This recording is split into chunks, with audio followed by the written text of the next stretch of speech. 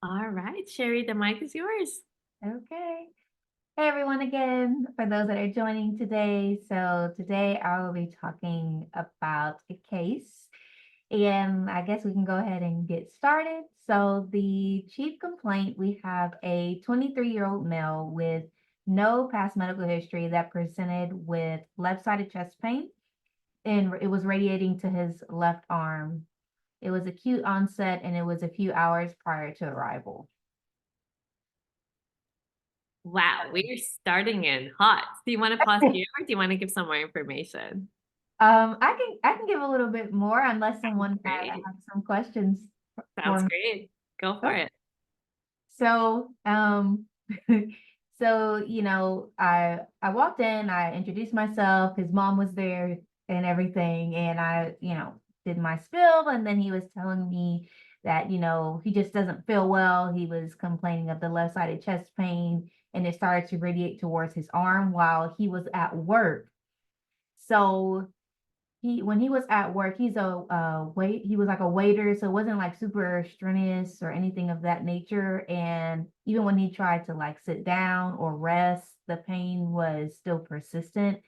So he decided, he called his family and his partner and decided that I need to be evaluated. So he left work because the pain was just extraneous. So he decided to come in for further evaluation and management.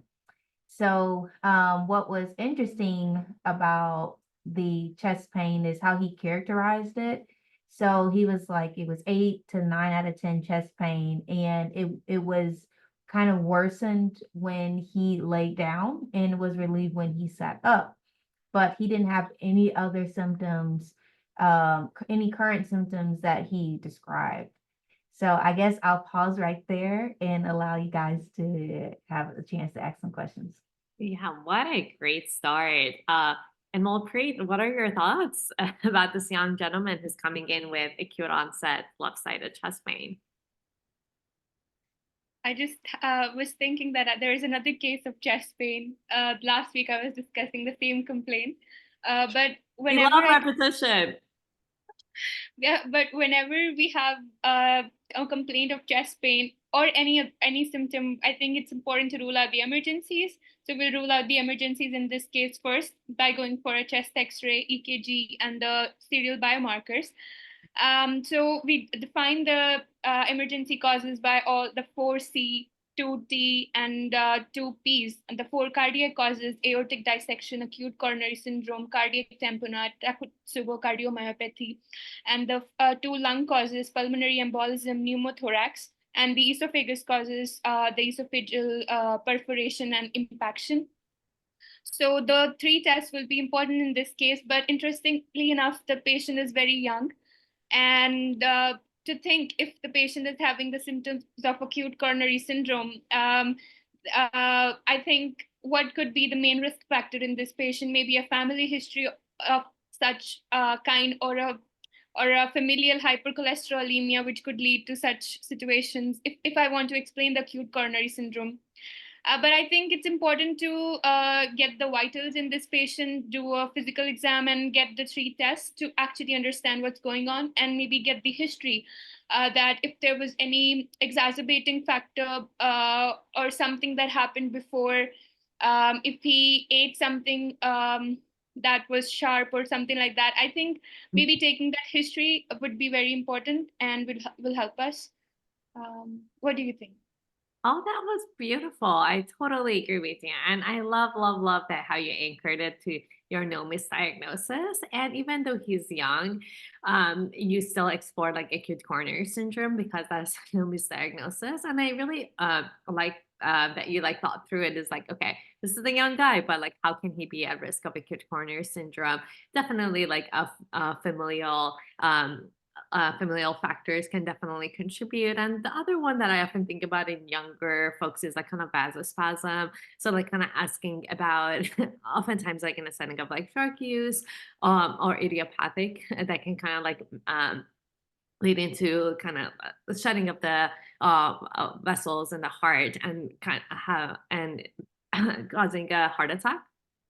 So that is like one thing to consider. The other thing that jumped out to me was like kind of like the pleuritic nature of this like chest pain that he's describing. That like when he's like sitting with like different positions, that it is changing the qualities. Does that make you think of any like specific diseases or diagnoses that you want to explore more? Yes, I totally missed the pleuritic part, but in case if the if the patient is experiencing the pleuritic chest pain, that means pleura is getting irritated in some way. So the lung causes take a little predominance in that case. Maybe the pneumothorax or the pulmonary embolism. We think about them a little more. Yeah, that's what I'm thinking. Something that irritates the pleura will lead to pleuritic chest pain. Yeah, I love that. Absolutely. So thinking about what can cause irritation of the pleura, I love that you thought about like the pulmonary, because again, like I think with most chest pain, whenever we start, we're thinking about cardiopulmonary etiologies. And the other thing that I like to think about is also chest wall and mediastinal issues, in addition to cardiac issues. So thinking, especially in a young one, Sherry gave us like the good history of like, in terms of like a strain, like, he didn't have any traumas or anything that would make us more worry about it. But definitely like a pneumonia, any pneumonitis of some sort, I can definitely do it. Pericarditis, especially in someone who is young. I'd be curious to know if you had any prodromal, like viral syndrome in the past few weeks that would cause them to be more at risk of that. But I think you're absolutely right to anchor yourself in like your no misdiagnosis of chest pain, even in the setting of a pericarditis. And the other no misdiagnosis that you mentioned, like, aortic dissection, all of these things is good thought, especially if he has any predisposition to those. So I'd be curious to hear more. And I think your gestalt to like, hey, I want to know the vital sign to determine the stability of this patient. It was like spot on as well. All right, Sherry, back to you. Yeah, I think that's also a great way to look at any patient that comes in chest pain. It's just the best way to actually try to come up with differentials for chest pain, especially given that this patient is young, so it must be very severe for him to come in to the ED. So like you stated, you want to try to rule out what can kill the patient first. So that was also the thing that I was thinking. Was like, okay, a young guy, why is he here? He has no past medical history. So we went and delved in a little bit in regards to a little bit more his social history and things of that nature. So let's go ahead and jump into that. So I asked him, all the alleviating and worsening symptoms that we just stated, which was like that pleuritic, pericardial symptoms. But it was interesting because his family history, only his sister had mitral valve prolapse, but it was no other cardiac history that could have been contributing to his current symptoms. And his parents were alive and healthy. Their parents were alive and healthy. The only thing that was positive was the mitral valve prolapse. The other thing was he doesn't take any medications at home. But while I was asking him that, he was like, oh, I just received Augmentin. And I was like, okay. So tell me a little bit about why you were prescribed Augmentin. So prior to coming into the ED, he actually went to the urgent care. And about 3 days prior to coming in, he went to urgent care. And at that time, he was experiencing sore throat. He had a fever of 102 degrees, and he was actually diagnosed with sinusitis infection. And they gave him Augmentin. But other than that, he didn't have any kind of medications. And as you stated before, you also look into things of, okay, I need to look at what's more high likely, what's less likely. So I also asked him about his social history because, like you stated, with vasospasms, you look at things like cocaine, any type of recreational use that could have been causing vasospasms that can mimic ACS.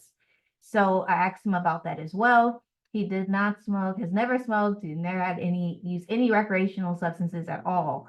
And as I said before, he had no allergies, no social history, the family history with the sister with mitral valve prolapse, and he had no past medical history other than the recent URI. So it kind of helps you kind of delineate what is more important and which is most likely. So let's go ahead and jump into the vital signs. So the vital signs, his blood pressure was 125/86. His heart rate was 89. His temperature was 99. And his respiratory rate was 17. And his SpO2 was 98% on room air. And then on his physical exam, he looked uncomfortable. He was sitting up, he looked very uncomfortable, a little bit nervous, but he was in any respiratory distress. I did look into his oral pharynx. It was clear, it was moist, and have any acute abnormalities that I could see. As far as his cardiac and respiratory, that was fairly unremarkable as well, was normal sinus rhythm, and I couldn't appreciate any abnormal heart sounds or lung sounds. Because another thing that you always want to, a side note, another thing that you also want to look out for in young patients is a pneumothorax, which also can mimic. So that physical exam was unremarkable as well as his abdominal pain, any abdominal GI, GU in extremity. So his physical exam was clean, vital signs were clean. So I guess I'll hold off and allow you guys to answer or ask questions. Sure. I love your case presentation, and thank you so much for teaching us so many nuggets as you're going through it. I just love hearing you present this case. All right, so we got some more information. How is that changing how you're thinking? Yes, I really loved how it was presented, and if I think about it one by one, the medication Augmentin, which which actually was given for a kind of a viral, it brings a viral or bacterial infection into the picture. So the possibility of a viral pericarditis increases a lot, and so for that, the patient was given Augmentin, and the known side effect I know about Augmentin is that it can affect the liver. So nothing I know about the heart. It can cause just drug-induced liver injury. And the history about a recreational substance use like cocaine is also very important, because we also heard about a case that cocaine caused CAPE, that is sympathetic crashing pulmonary edema. So cocaine can cause vasospasm and everything. So that was also very important, and that's what I was thinking. And I think it's a prodromal illness is present in this case. Uh, and other than that, the vitals are normal. So clearly the patient is experiencing this, the patient's experiencing the subjective symptoms, and the vitals are pretty normal. So it does not need any oxygen right away, or does not need any BP stabilization, provided the blood pressure is same in both the arms. And I think I loved a great point in the chat as well. They mentioned about mediastinitis, which can also be a cause of chest pain.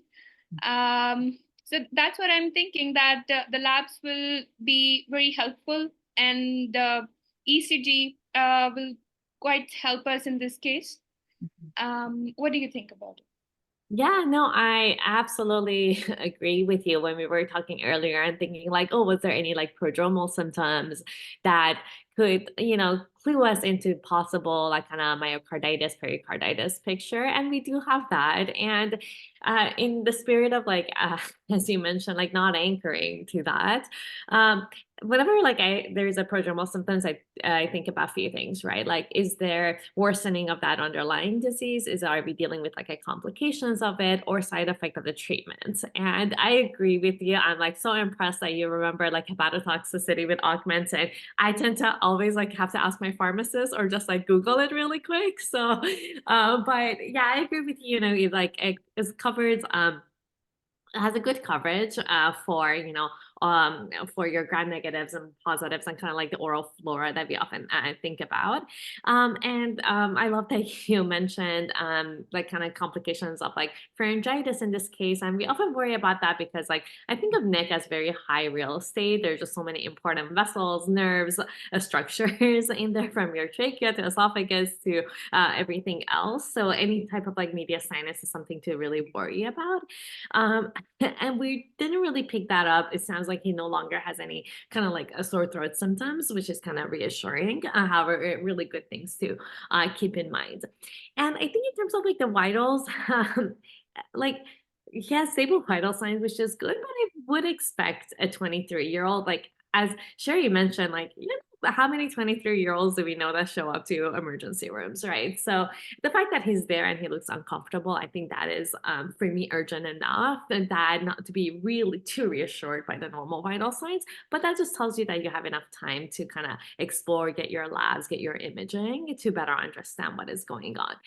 And in terms of like the exam, the things to, you know, is always like helpful to know what is not present. So we don't really see any um, focal focal pulmonary findings, which kind of makes that like pneumonia again, like something that can happen if you have like a viral infection, would be like a superimposed pneumonia.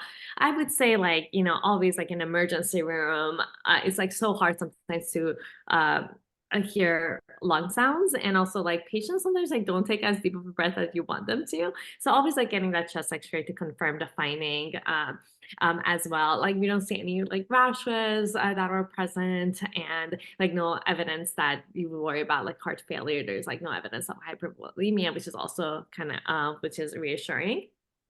So I agree with your next step. I think like getting a TROP, getting an ECG, getting like a basic set of labs to see if we can make further progress, and kind of then decide whether this is something that we would need further imaging on.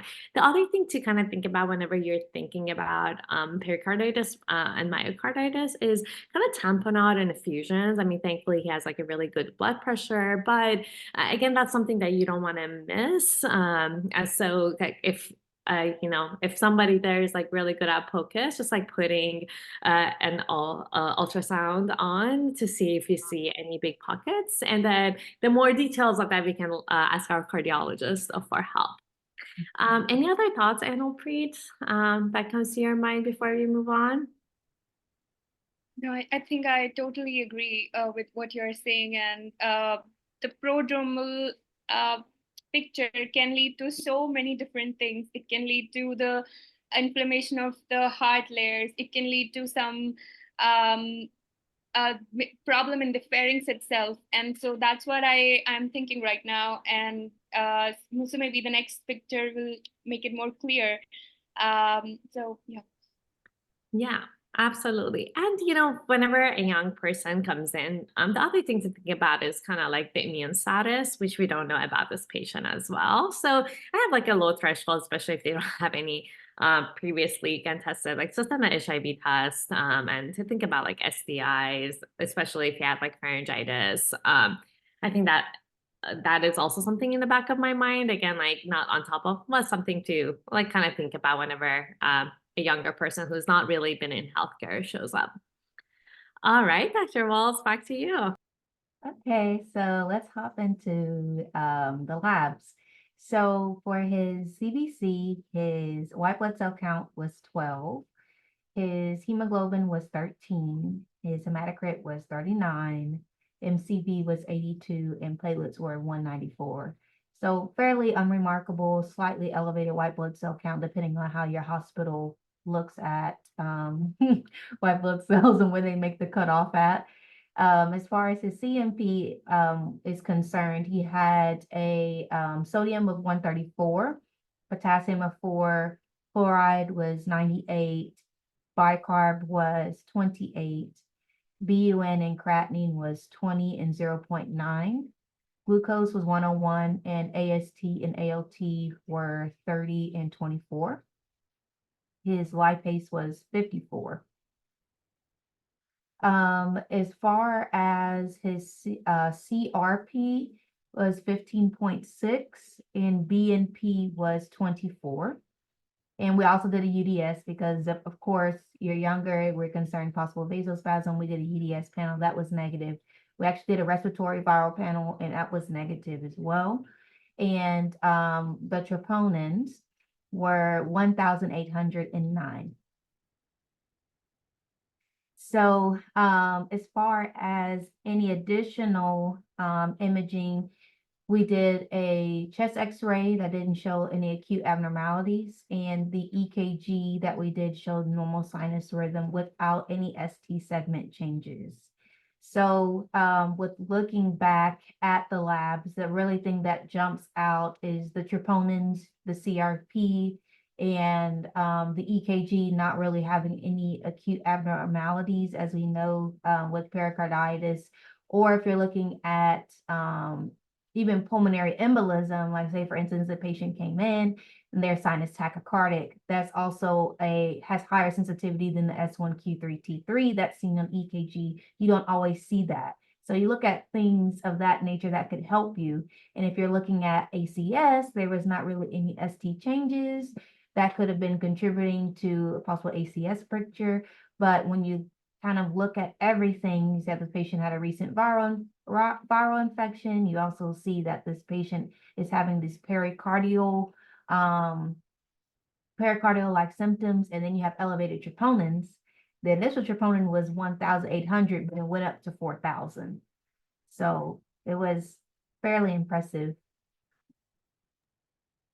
All right. This is such an interesting case. Thank you so much, Dr. Walls, for presenting. All right, and Anmolpreet, what are your thoughts on labs? The labs are great. I think we have the raised inflammatory marker. CRP is very, very raised. The one thought I was thinking while the aliquot was being presented, that one of the differential can also be I think the septic thrombophlebitis of the internal jugular vein, that is Lemire syndrome. That was I was thinking while the aliquot was being presented. That can be presented as the chest pain, because everything the patient presents is subjective. So we need to rule that out as well. And if I talk about the troponin, then I think we can also get serial EKGs and troponin to see how the troponin changes over time. I learned this from one of the VMRs, that if the troponins, I guess it just stays increases but stays at the baseline, it actually shows us that it is indeed myocarditis. And I think I'm not able to tell that well, but I learned that that troponin can be elevated in one is myocardial ischemia or myocardial inflammation. So if with the raised inflammatory markers, the possibility of myocarditis is high, and with the prodromal viral symptoms, so a viral myocarditis is definitely a possibility. So I think that's what I'm thinking right now, forming all the differentials. And I think an echo will also help in this case. And as you said, the immune status, we can check the immune status to understand.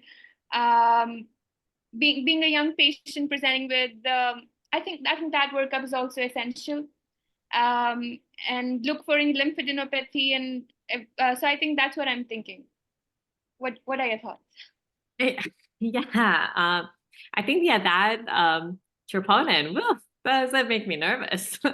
It's causing me some tachycardia, and I totally agree with you. I think with that prodromal symptoms, like it definitely is a great case in a younger person coming in with like kind of myocarditis picture.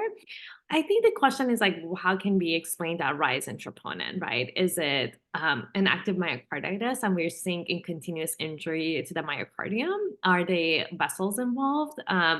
And again, like any inflammation, and again, like he is inflamed, right? Has elevated CRPs, like leukocytosis. Again, like whether it's real or not, it's just to me is a sign of that this patient is inflamed. I mean, we know inflammation can cause like acute coronary syndrome. He might be at risk of like vasospasm. So I think the question is like, how confident are we that this is myocarditis type? And as a non-cardiologist, I am not very confident. It's bottom line. So the question becomes like, in this case, do you go and look at the vessels, right? Do you do a left heart cath, or at the least, do you do some imaging, like to be able to take a look at if there's any atherosclerotic disease, any thrombosis, like a cardiac CTA. That being said, vasospasm, you wouldn't see it there. So I think, in someone who's like creatinine is normal, he's a young guy, we don't want him to have to deal with complications of myocardial, like ACS that is not absorbed. I think is something we can make a good case that it is reasonable to get a left heart cath, and I would love to add a right heart cath just to get better numbers. But I think that's at the end of the day a cardiologist decision. If you have to ask me to kind of put my nickel down, I am more worried about like a kind of a myocarditis picture in this patient than that. I think like echocardiogram, you're right, especially like making sure there is no pleural effusions. The other thing that is oftentimes, depending on where you practice, a great cardiac MRI is great for diagnosing and kind of taking a look at the myocardium and the pattern of myocardial injury. Because again, like whenever you think about your myocarditis, you really, really want to think about not missing the fulminant causes of myocarditis. And thankfully, this patient is hemodynamically stable. But like we've had cases of like giant cell myocarditis, things that really scare me. So like this is someone that you would want to really monitor closely to make sure like if any signs of hemodynamic instability, you want to get them to the ICU, you want to make sure you have cards on board. The most common etiology for like kind of myocarditis, as you mentioned, like is idiopathic or viral. And then there's like whole slew of other like infections that can do it, autoimmune diseases that can do it. So another thing to like, while the viral etiology is probably the most likely, if we don't see any signs for any other like systemic diseases, but to keep that in mind. So I think like what I would do, I would like trend those ECGs to make sure, we're not missing anything. And the fact that is like, you don't see any SC changes, it kind of tells us like right now he's not having any symptoms. But again, like, and STEMI falls under the ACS category as well. And getting a cardiologist involved and see if they would want to cath him or not would be kind of the questions I'm asking. All right, Sherry, back to you. All right. I'm, I'm sorry, go ahead. I'm also thinking that keeping Takotsubo in the list is also one good point. Maybe asking of any recent stressful event will be helpful. But the raised inflammatory marker still weighs towards some inflammation. So let's see what the further results they show. Yeah, I think like stress-induced cardiomyopathy for sure. People can have chest pain. You can definitely one of your ACS mimickers tend to have like like kind of mimics left main, if I remember correctly, on ECGs. So yeah, absolutely. A stress-induced cardiomyopathy is a great thought. Thank you. Back to you, Sherry. Yeah, those were all really good points. And it's always, so sometimes you also have to think like, what does your hospital have access to? Because some hospitals, they may not have cardiac MRI, they may not have a cath lab, they may not have the specialty support. So if you're at a hospital where you don't have that specialty support, then you should think a little bit faster about transferring that patient to a hospital that has that specialty support, which is what you'll start running into if you're an attending at a facility that doesn't have all those capabilities. Luckily for me, I'm at a hospital that has a lot of those capabilities of doing that. So with that, I'm calling cardiology so they can see the patient. So as you said, what I did is that I did serial EKGs, and I did place a patient on telemetry, because with that level of troponin and him being that young, and I do not want to miss anything with this patient. Not to say that I wouldn't want to miss it with anyone else, but being that young is kind of it's kind of abnormal for a patient to come in with chest pain that you're not 100% sure, is this myocardial infarction or any type of ACS, or is this something that goes along with just myocarditis? So the serial EKGs and the telemetry stayed unremarkable throughout that stay.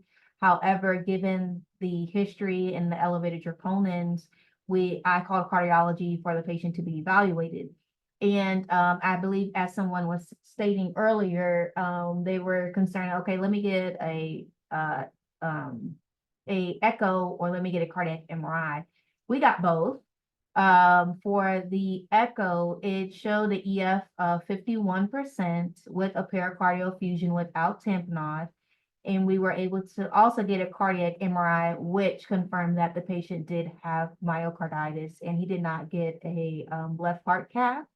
But before he was discharged, they gave him a diagnosis of myocarditis. They were basically saying that you need to avoid. Then there was like this thing, because there was something in JAMA, I believe, that recently came out that said you should avoid NSAIDs or you should use NSAIDs. So that was very interesting. But they basically treated him for that, followed him up with cardiology in about a month's time, and advised him to don't use like any exertional activities that can cause basically worsening of those symptoms. And from what I could see from when this happened, he was chest pain free and was able to go on with his regular life like nothing happened, which was very good for him. So I thought it was a great case that I wanted to share. For one, is because as you were stating earlier, is anytime you have chest pain, you always want to look at it kind of like systemically. What is chest pain? For me, I look at it, okay, what is on the chest? What can affect the chest? Heart, lungs, GI.